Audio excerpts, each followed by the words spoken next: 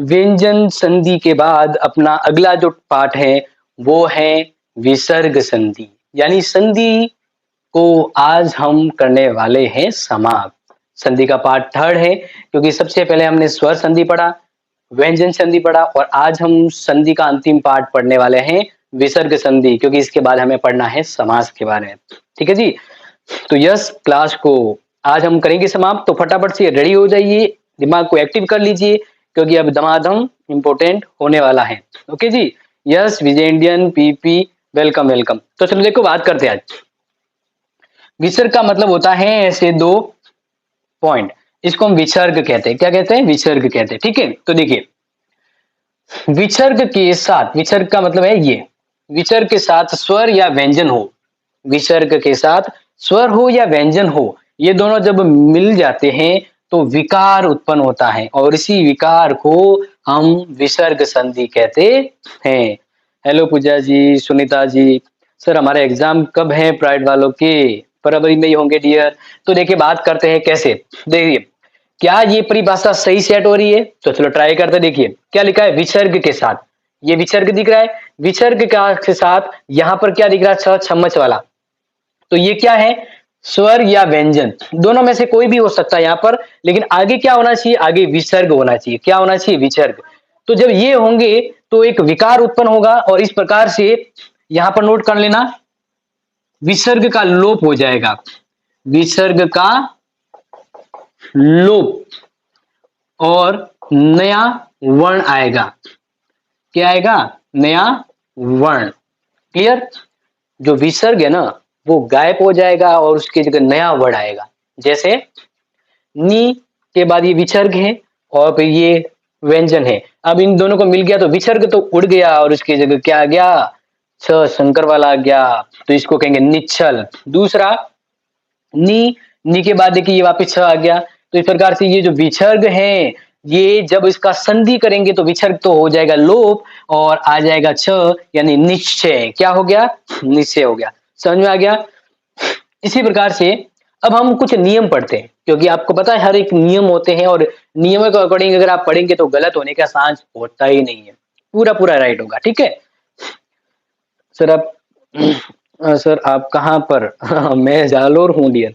तो देखिए अब बात करते हैं विसर्ग के नियम, कि यदि विसर्ग के बाद छ या छ आ जाए तो विसर्ग की जगह क्या होगा? छ आधा हो जाएगा। मतलब ये विसर्ग है और विसर्ग के बाद अगर छ या छ आता है, आ गया, विसर्ग के बाद छ या छ आता है, तो इस छ या छ आने के बाद जो विसर्ग है ना, विसर्ग की जगह क्या आ जाएगा? ये छ बनेगा। जैसे उदाहरण मैंने आगे दिए हैं, देखिए यहाँ पर नी और विसर्ग उड़ गया, उसकी जगह आ गया आधा छ शंकर वाला, निश्चित हो गया।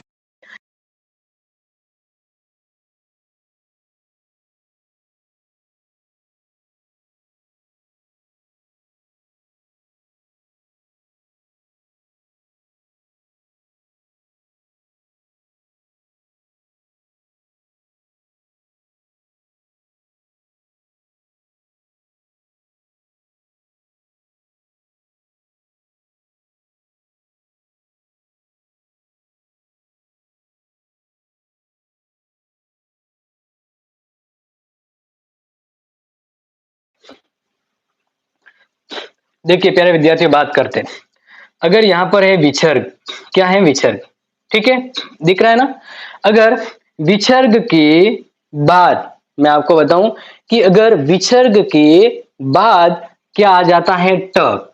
विसर्ग के बाद क्या आता है? ट आता है या ह आता है। ओके, तो ट या ह आता है तो फिर क्या होगा? इस विसर्ग का स षटकोण वाला हो जाएगा। विसर्ग क्या क्या होगा? स षटकोण वाला होगा। यस, आवाज आ गई आवाज। सर हमारा ज्योग्राफी का पेपर कौन सी तारीख को ज्योग्राफी पढ़ाओ ना? हाँ, ज्योग्राफी की क्लास आपकी कल होगी। कल ध्यान रखिएगा, हिंदी निवारी की नहीं होगी, हिंदी साहित्य की और ज्योग्राफी की क्लास होगी।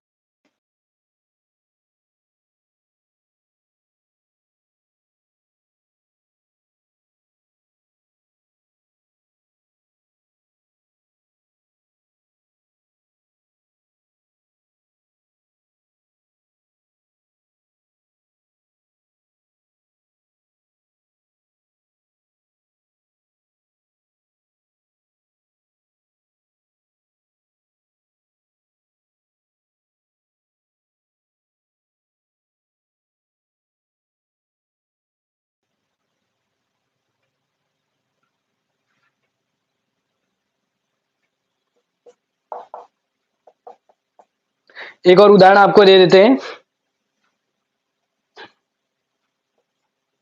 देखिए, अब यहाँ पर जो आपको समझाने वाला हूँ, आवाज प्रिया, अब आवाज आ रही है, एक बार चेक कीजिए। अब आ रही है आवाज। देखिए, अगर विसर्ग, यहाँ पर ध्यान दीजिएगा, मैं आपको जो समझा रहा हूँ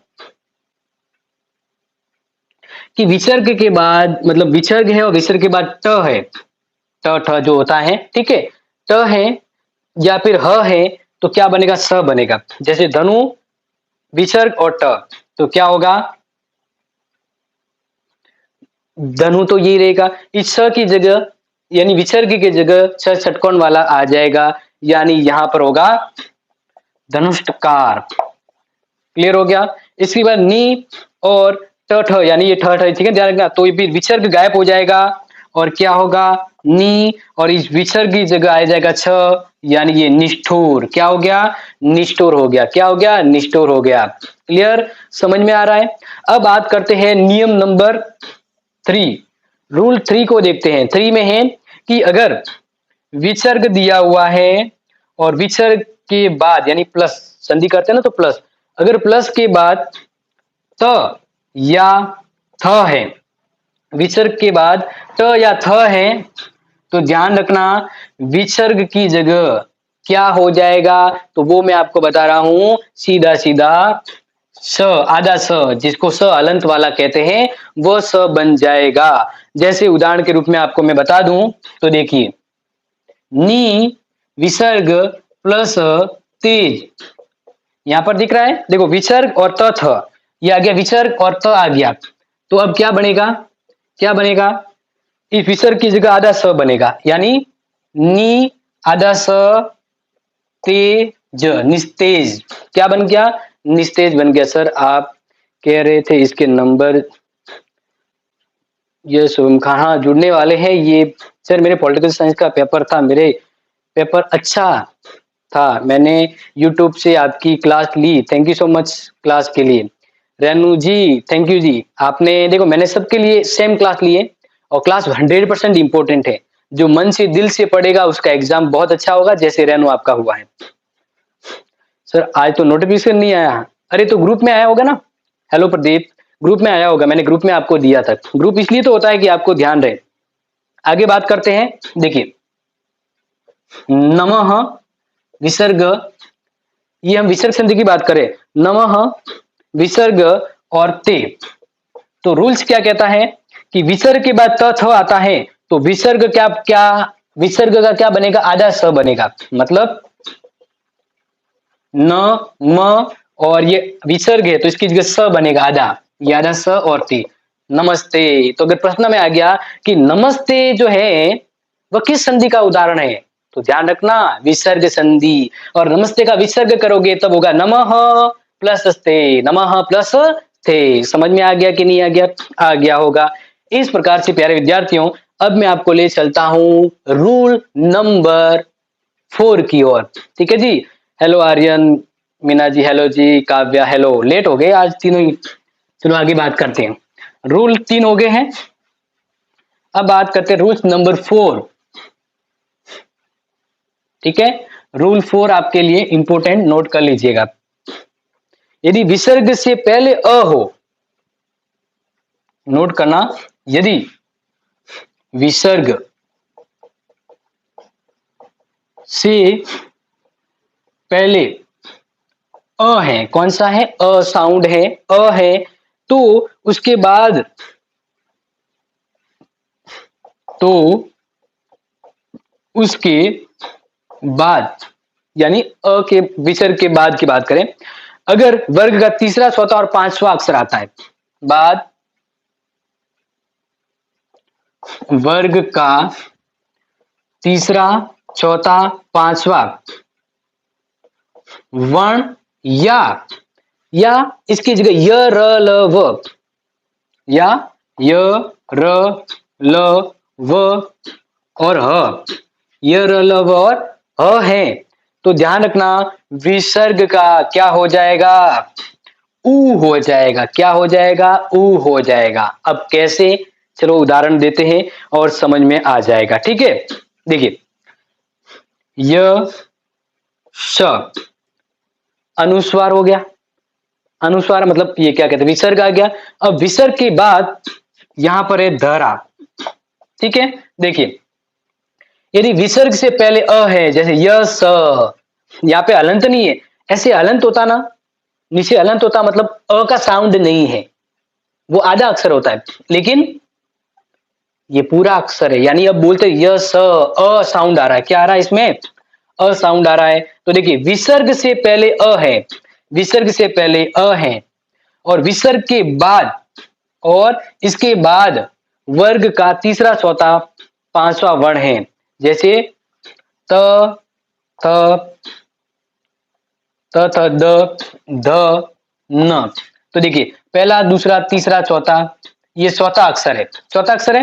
क्या बोला है कि अगर यहां पर विसर्ग और विसर्ग से पहले अ साउंड आ रहा है और विसर्ग के बाद ये अक्षर आते हैं तो ऊ बन जाएगा। क्या बन जाएगा, ऊ बन जाएगा। देखिए ये ध, ध क्या है, किसी भी वर्ण का तीसरा, चौथा और पांचवा वर्ण में से आ रहा है कि नहीं आ रहा है ना, तो इस प्रकार से यहां पर इसका ऊ बन जाएगा। देखो कैसे बनेगा, य स, अब ऊ यानी इसका साउंड बदलेगा। क्या बदलेगा, साउंड बदलेगा, तो फिर हो जाएगा ऊ। एक चीज ध्यान रखना, अ और ऊ दोनों यहां पर मिलेंगे, अ और ये वाला ऊ, जब ये दोनों मिलेंगे, जब ये दोनों मिलेंगे तब क्या होगा, ओ हो जाएगा। क्या हो जाएगा, ओ। ये मोस्ट इंपोर्टेंट है, इसको नोट कर लीजिएगा प्यारे विद्यार्थियों। जब विसर्ग से पहले अ है और बाद में तीसरा, चौथा और पांचवा वर्ण आ रहा है, तो ये अ और ये इसका विसर्ग का जो ऊ बनता है ना, ये दोनों मिलेंगे तो ओ हो जाएगा। क्या हो जाएगा, ओ हो जाएगा। यानी य और स के ओ की मात्रा यशो और धरा, यशो और धरा। देखिए इसको, क्या ये सही आ रहा है, क्या नियम लागू हो रहा है कि नहीं हो रहा है। देखिए प्यारे विद्यार्थियों, क्या नियम लागू हो रहा है कि नहीं हो रहा है, जल्दी से देखिए।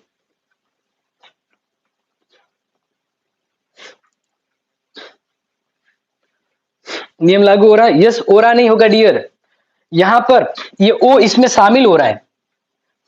जब हम स के ओ की मात्रा मिलाते हैं तो क्या होगा, स और ओ सो, तो यशोधरा हो गया। क्या हो गया, यशोधरा हो गया। यस अब सही है। मेरा अजमेर है, आपके पेपर दे दो ना, मेरे भी पेपर दे दो। प्रिया शुक्ला जी आप किसे, हाँ उनसे मांग रहे, चलो ये समझ में आ गया। एक और उदाहरण दे देता हूं आपको, ठीक है, वो भी आपको ध्यान रखना है।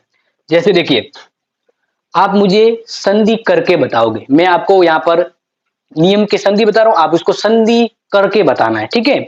जैसे तप प्लस बल, फटाफट करके दीजिए मुझे। दूसरा है मन प्लस भाव, जल्दी से करके दीजिए। तीसरा बताऊं, मन प्लस रथ। अब इसके फटाफट से करके दीजिए, जल्दी जल्दी जल्दी बताइए। मैंने तीन बताए हैं और ये नियम लागू हो रहा है, ये वाला, ये चौथा नियम जो है वो लागू हो रहा है कि विसर्ग से पहले, ठीक है। अब क्या होगा इसका मुझे बताना, इसका क्या होगा बताना, इसका क्या होगा मुझे बताना है। Yes Mohan welcome. तो देखिए तप प्लस तपह, देखो ये अ है, और त थ यानी प फ ब, प फ ब तीसरा वर्ड है, तीसरा वर्ड है, यानी ये नियम लागू हो रहा है। तो फिर यहां पर ये क्या है, ये है अ, अ के साथ ही विसर्ग घटेगा तो आएगा इसमें ऊ आएगा। अ और ऊ दोनों मिलते तो क्या होते हैं, ओ होता है, ओ। अब प के ओ मिला लो, प के ओ मिला लो तो पो हो गया। क्या हो गया, पो, यानी तपोबल। क्या हो गया, तपोबल। यस ललिता जी वेलकम जी, यस तपोबल आ गया, तपोबल सही है, सही है। और शुभम खाने का मनोरथ, यस विसर्ग हटेगा क्योंकि ये अ का साउंड है, और य र य, यहां पर देखिए इनमें से कोई अक्षर आ रहा है, तो ये आ रहा है, ये आ रहा है, तो फिर ऊ और अ दोनों मिलेगा के क्या होगा, ओ होगा।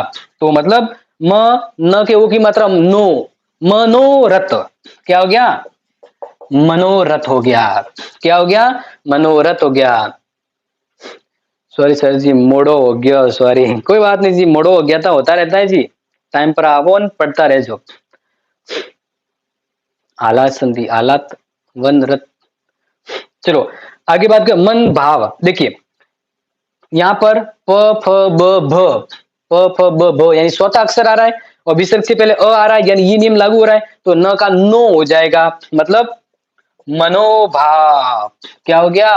मनोभाव। बिल्कुल। आगे बात करें, नियम क्लियर हो गया आपके।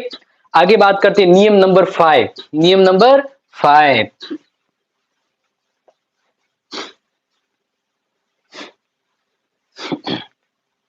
आगे बात करते हैं नियम नंबर 5।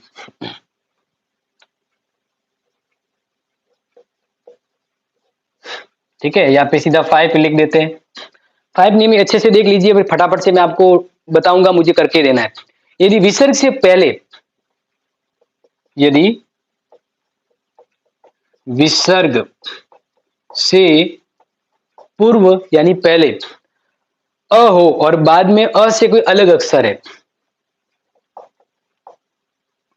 अ हो तथा बाद में भिन्न स्वर हो, भिन्न स्वर यानी बाद में अ नहीं, अ के अलावा कोई और हो, तो विसर्ग गायब हो जाएगा। विसर्ग क्या हो जाएगा? गायब हो जाएगा, क्योंकि पास आए शब्दों में संधि नहीं होती है। हो तो विसर्ग लोप होगा, यानी विसर्ग गायब हो जाएगा। और इसको कहते हैं हालात संधि। क्या होती है? हालात। हालात ऐसे हो कि संधि होती ही नहीं है, इसलिए इसको हालात संधि कहते हैं डियर। ठीक है, यानी स्वरों में संधि नहीं होती है। यहां पर नियम क्या लागू होता है कि जो स्वर, अगर दोनों तरफ स्वर हो तो स्वरों में संधि नहीं होती है, स्वरों में संधि नहीं होगी जब विसर्ग हो।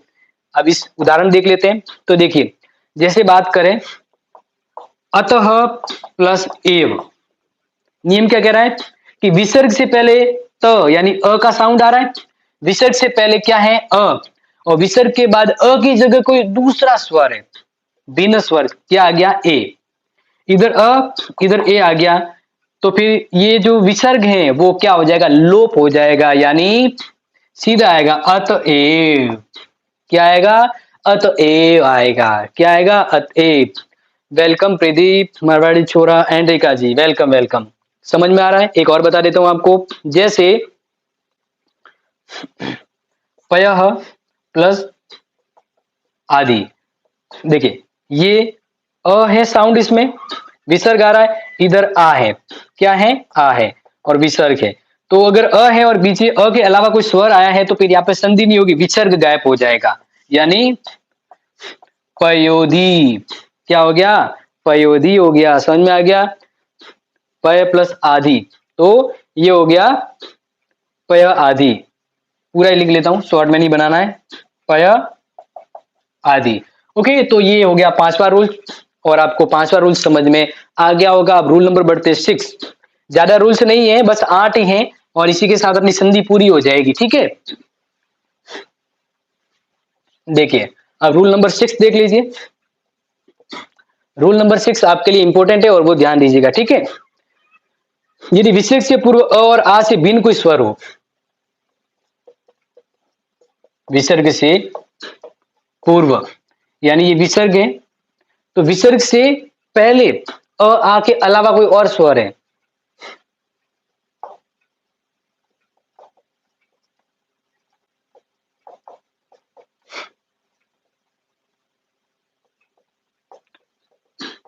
भिन्न स्वर यानी अ आ नहीं होगा, ई है, ए है, वो शब्द आए यहाँ पर। ठीक है, भिन्न स्वर हो तो विसर्ग के बाद कोई स्वर आए तो किसी वर्ग का तीसरा या पांचवा वर्ण या यरल के स्थान पर र हो जाएगा।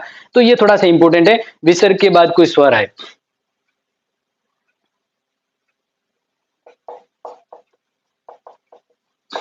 विसर्ग के बाद स्वर आए, ठीक है, और उस प्लस के बाद मान लीजिए कि किसी वर्ग का तीसरा, चौथा और पांचवा, तीसरा, चौथा, पांचवा, या य र ल व, य र ल व और ह,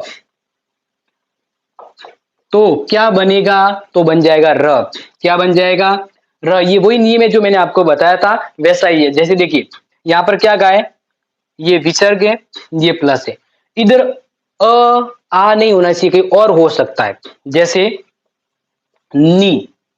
अब ये नी है, इसमें कौन सा स्वर आ रहा है, ई आ रहा है। तो क्या कहा है, विसर्ग से पहले अ और आ नहीं होना चाहिए, अ और आ नहीं होना चाहिए, कोई और हो सकता है, जो और हो गया यानी ई हो गया। और विसर्ग के बाद स्वर आ जाए या फिर ये अक्षर आते हैं, ठीक है, वर्ग का तीसरा चौथा पांचवा ये आते हैं, तो फिर क्या हो जाएगा, र हो जाएगा। क्या हो जाएगा, र हो जाएगा। देखिए मैं आपको उदाहरण समझा देता हूं, जैसे नी और उपाय। अब रूल्स देखिए फॉलो हो रहा है कि नहीं हो रहा है। देखिए विसर्ग है, विसर्ग से पहले अ आ नहीं आना चाहिए, अ आ नहीं आया, क्या आया, ई आया है। फिर बाद में कोई दूसरा स्वर आए या फिर तीसरा चौथा पांचवा अक्षर आना चाहिए। ये देखो ऊ आ गया, क्या आ गया, ऊ।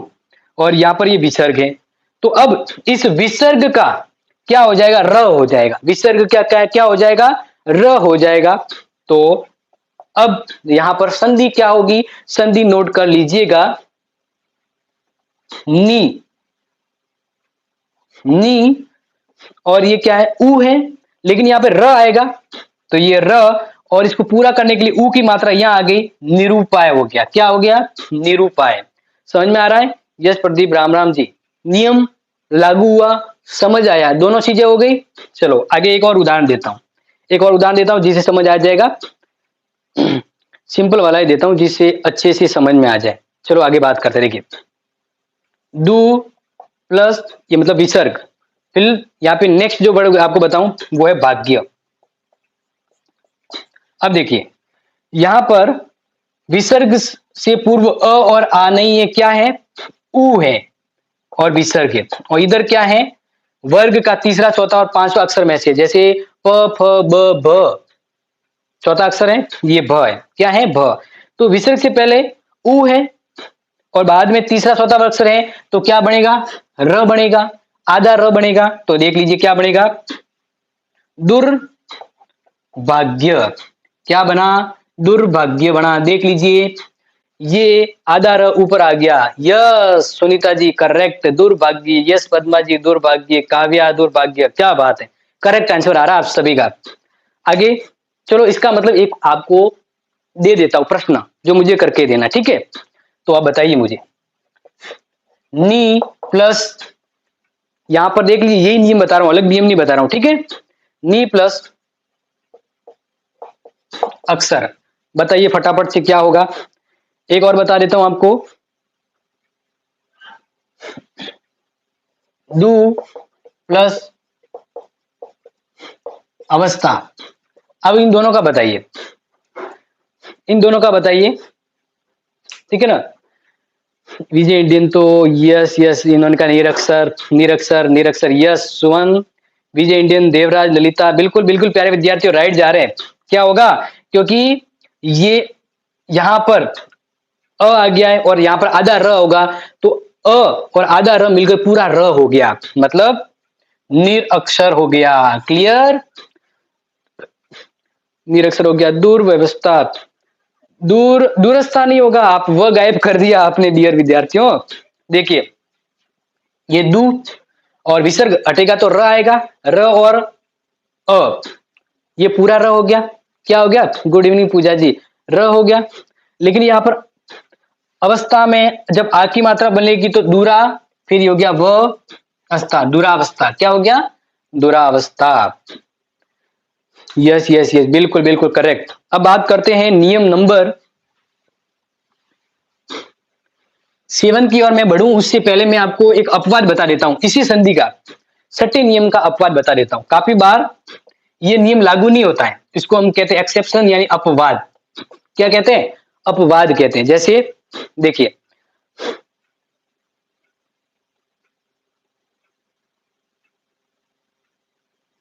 ये देख लीजिए, पुनः उक्ति, ठीक है। अब यहां पर अ का साउंड आ रहा है, इधर उ आ रहा है, यहां पर ये नियम पूरी तरह फेल हो जाएगा।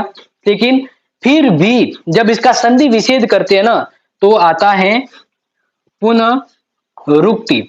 यानी नियम क्या होना चाहिए, नियम होना चाहिए कि यहाँ पर जो अ आया न यानी वो अ नहीं आना चाहिए, कोई और आना चाहिए था, तो ये र आता। लेकिन फिर भी यहाँ पर ये नियम के अकॉर्डिंग बन रहा है, यानी अपवाद है कि नियम तो फॉलो नहीं हो रहा है लेकिन संधि हो रही है, इसी को कहते हैं अपवाद। क्या कहते हैं? अपवाद कहते हैं। समझ में आ रहा है कि नहीं आ रहा है? एक और देखिए,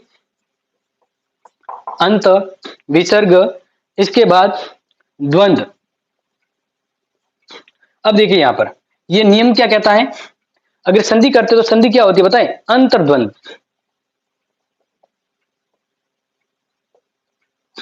अंत द्वंद, र लगेगा इसके ऊपर, ठीक है। देखिए अब यहां पर ये त में क्या आ रहा? अ आ रहा है। इधर नियम के अकॉर्डिंग त थ द, तीसरा अक्षर तो आ रहा है, ठीक है। विसर्ग है तो यहां पर ये अ है, जबकि नियम क्या कहता? अ नहीं होना चाहिए, लेकिन फिर भी यहां पर देखिए र आ गया। क्या आ गया? र आ गया। तो ये संधि को फॉलो नहीं करते लेकिन फिर भी संधि हो रही है, इसी को कहते हैं अपवाद। क्या कहते हैं? अपवाद कहते हैं। अब बात करते हैं सातवां नियम। सातवां नियम जान लीजिए प्यारे विद्यार्थियों, क्योंकि 7 और 8 इसी के साथ संधि हो जाएगी फटाफट से, जटाजट से खत्म। तो अब बात करते हैं कि यदि विसर्ग से पूर्व ई और ओ हो, ऊ हो, विसर्ग से पूर्व ई या ऊ, क्या है? ई या ऊ है तो विसर्ग के बाद क ख तथा विसर्ग के बाद कौन से वर्ड आगे? विसर्ग के बाद अगर क ख प फ, क ख प और फ है तो क्या होगा? सिंपल से ध्यान रखना, जब इस प्रकार से होगा तो उत्तर में आपको लिखना है स षटकोण वाला। क्या लिखेंगे? स षटकोण वाला। हेलो जी पूजा जी, तो समझ में आ गया यहाँ पर? यानी अगर नियम देखते हैं, देखिए नी प्लस क्या कह रहा है? विसर्ग से पहले, विसर्ग से पूर्व ई और ऊ होना चाहिए। नी, नी यानी ई आ गई, आ गया ई। अब यहां पर मैं उदाहरण के तौर पे बताऊं, यहां पर आया कपट। क्या आया है? कपट। देखो क आ रहा है, क्या लिखा है कि विसर्ग के बाद, विसर्ग के बाद क ख प फ व है तो स षटकोण वाला आएगा आधा। तो यहां पर इसका क्या बनेगा बताइए? आप ही जल्दी बताइए, इसका क्या बनेगा बताइए मुझे। अब तो मैंने आपको बता दिया कि एक बताऊं, चलो एक कर लेते हैं। नी और विसर्ग घटेगा और आधा स आएगा, आधा स क और ट, निष्कट। समझ में आ गया? निष्कपट, वह गायब नहीं होगा, निष्कपट। यस, निष्कपट। Clear clear. तो इसका मतलब आपको समझ में आ गया। मैं दो उदाहरण दे देता हूं आपको, ठीक है। मुझे जल्दी जल्दी बताइएगा। नी प्लस फल क्या होगा? जल्दी बताओ। इसके अलावा नी विसर्ग प्लस काम क्या होगा? जल्दी बताओ। इसके अलावा दू प्लस कर्म क्या होगा? जल्दी बताओ। एक और लास्ट दे देता हूं, नी प्लस पाप। यस, एक का बताया निष्काम। यस, इसका हो गया निस, मैंने क्या लिखवाया? काल लिखवाएगा, हाँ काल, काम तो क्या? निष्काम। ठीक है। इसका जब ये हटेगा तो आधा, देखो ये ई है, इधर फ है, क क फ तो स बनेगा, तो क्या हो गया? नी निष्फल। क्या हो गया? निष्फल हो गया। दू और क, देखो दू यानी ऊ की मात्रा है, ये ऊ आ रहा है और इधर क आ रहा है, ये क, तो फिर क्या होगा? नियम में स बनेगा, तो यहाँ पे हो गया दू दुष्कर्म। और इधर ये प आ गया और इधर आ गया ई, तो इधर भी स षटकोण आएगा, निष्पाप। इस वजह से प्यारे विद्यार्थियों, सुनीता, सुमन, पद्मा, विजय, सुनीता, आर्यन, सुमन, ललिता, नेहा, पूजा, काव्या, सभी का आंसर सही है। क्या बात करते हैं, टैलेंटेड हो गए सभी। हेलो जी ममता जी, बिल्कुल बिल्कुल। तो यहाँ पे होशियार हो गए। चलो अब लास्ट नियम अपनी संधि का, अपनी संधि का लास्ट नियम, इसी के साथ संधि हो जाएगी पूरी।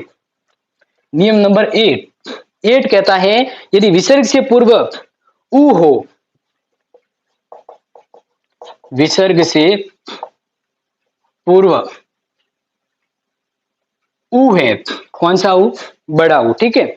ऊ है और विसर्ग के बाद क ख प ब स स हो।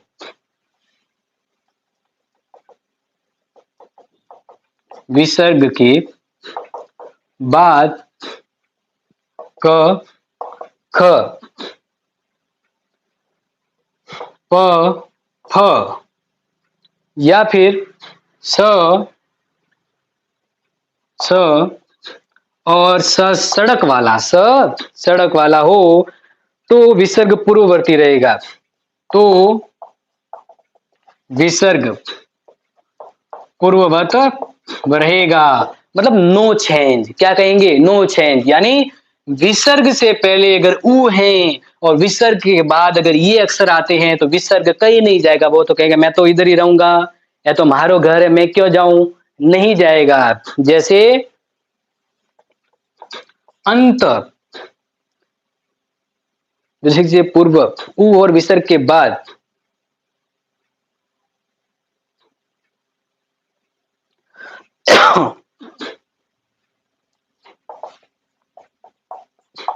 तो अंत और करण अगर ये है, ठीक है, ऊ है या फिर इधर क है तो ये ऐसा ही रहेगा, यानी अंत करण, अंत करण।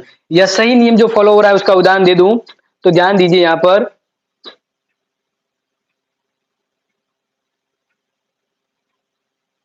तपपूत, बिल्कुल ये उदाहरण एकदम सही बात कर रहे हैं यहां पर। अंत प्लस पूर और विसर्ग के बाद अगर ये है तो यहां पर देखिए ऊ का साउंड हो रहा है, यहां पर अ हो रहा है। तो यहां पर एक नियम लागू नहीं हो रहा, लेकिन ये कहा गया विसर्ग से पूर्व ऊ है या वो नहीं हो रहा तो ये है। दोनों चीजें कही, ये नहीं है तो ये है। तो इस प्रकार से विसर्ग वैसा का वैसा ही रहेगा। तो यहां पर क्या आएगा? अंत और पूर, ये का ये वर्ड रहेगा। इस अकॉर्डिंग जैसे प्रातः और काल, ये आ गया यहां पर क, जो नियम कहता क। तो इस अकॉर्डिंग यहां पर ऊ है या फिर ये, दोनों में से नियम लागू हो रहा है। तो फिर यहां पर ऐसा कैसे रहेगा? प्रातः कालः। एक और वर्ड ले लेते हैं यहां पर, अधपतन या फिर तपपूत, तपह पूत, ठीक है। तो यहां पे से ऊ भी आ रहा है और ये प वाला भी आ रहा है, तो नियम लागू हो रहा है। तो ये यही रहेगा, तपह पूत, तपह पूत। प्रातःकाल, यस, प्रातःकाल, प्रातःकाल, बिल्कुल बिल्कुल सही है।